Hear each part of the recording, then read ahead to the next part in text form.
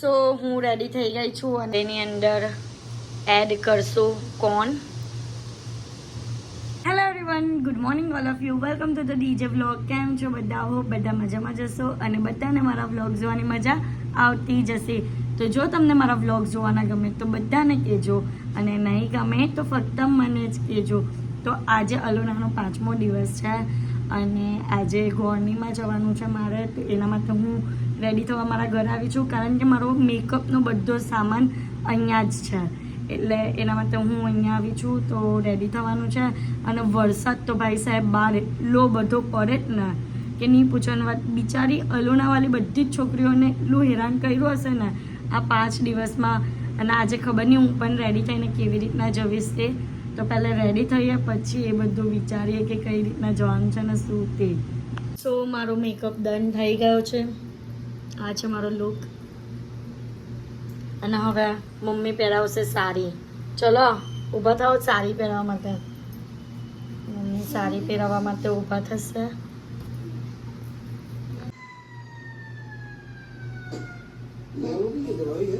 अभी गर्म पानी के साथ 2-2 चम्मच डाल के सबको पिला दीजिए और रात को भी खाना खाने के बाद 2-2 चम्मच गर्म पानी के साथ. मम्मी की सेफ्टी पिन पर नहीं विशेष ध्यान रखना है. बारिश में बिल्कुल नहीं भीगना है.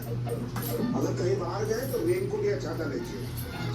हाय भगवान, साड़ी પહેરવું બહુ અઘરું કામ છે. बिल्कुल कुछ नहीं खाना है.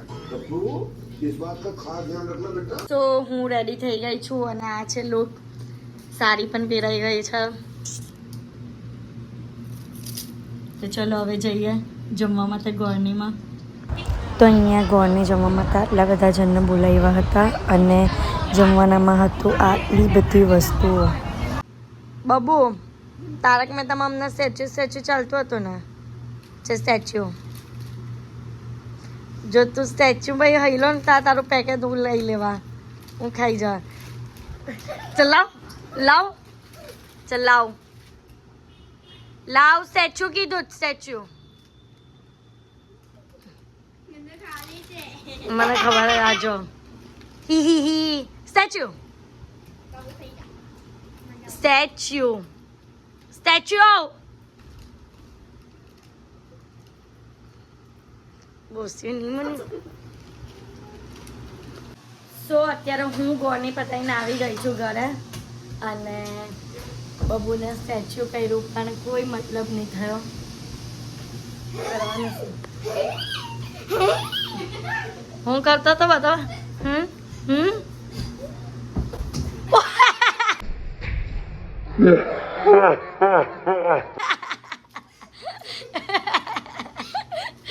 બબુ ભાઈ બી ગોગો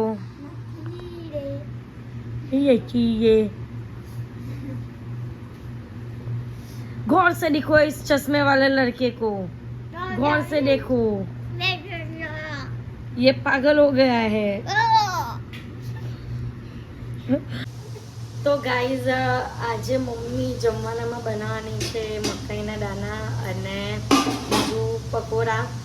તો મકાઈના દાણા એ પણ સાદા સિમ્પલ એમ કહે ને એવા નહીં, યુનિક રીતના વ્હાઈટ સોસવાળા. તો આજે તમને એની રેસીપી બતાવો અને બહુ જ યમ્મી લાગે. તમે પણ ટ્રાય કરજો. મેં તો ટ્રાય કરેલા છે, બહુ બધી વાર ખાધા પણ છે, પણ આજે પાછા એકવાર બનાવે છે તો તમને બતાવું કે કેવી રીતના બને છે. અને તમે પણ ટ્રાય કરજો અને મને કમેન્ટમાં કહેજો કે કેવું લાગ્યું એનો ટેસ્ટ. તો પહેલાં તો મકાઈને બોઇલ કરી દેવાના, એટલે થોડા બાફી કરવાના, એટલે થોડા સોફ્ટ થઈ જાય. સોફ્ટ. પેનની અંદર બટર, ફૂલ બટર નાખ્યું છે ગાઈઝ, ધ્યાનથી જોજો. થોડું એને મેલ્ટ થવા દો. તો એની અંદર નાખી છે ગ્રીન ચીલી અને કેપ્સિકમ. મિક્સ કરો હવે એને.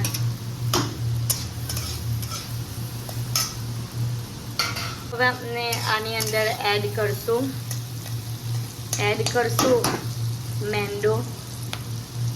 મેંદો થોડોક જ નાખ્યો છે, 2 ચમચી જેટલો. હવે એને મિક્સ કરશું પ્રોપર.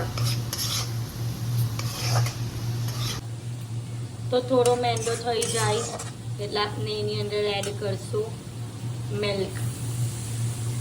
દૂધ એડ કરશું. કેટલી ક્વોન્ટિટીમાં છે તે તમે જુઓ, હાફ દૂધની થેલી છે. અને હવે આને આપણે પ્રોપર મિક્સ કરશું અને થોડું દૂધ જારું થાય ત્યાર તકીને આપણે મિક્સ કરશું. હવે આપણે એની અંદર એડ કરશું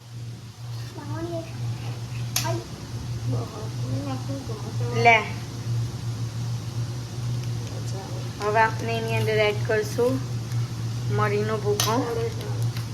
ઓરેગાનો, સોરી, આ ઓરેગાનો છે. મરીનો ભૂકો પણ નાખવાનો જ છે, થોડો મરીનો ભૂકો. હવે એને મિક્સ કરવાનું છે.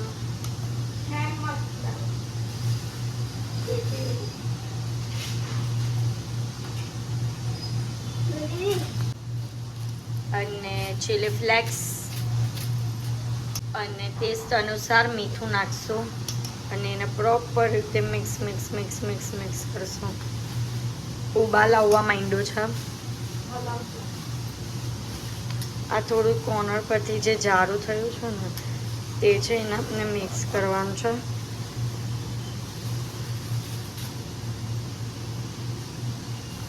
હવે આપણે એની અંદર એડ કરીશું શીઝવાન ચટણી 1 ચમચી. એની અંદર એડ કરશું કોર્ન, સ્ટીમ કોર્ન છે. મિક્સ કરો. માં ડાઈ જ્યુસ એક કામમાં ભલેવાર નહીં. Mix mix mix mix mix.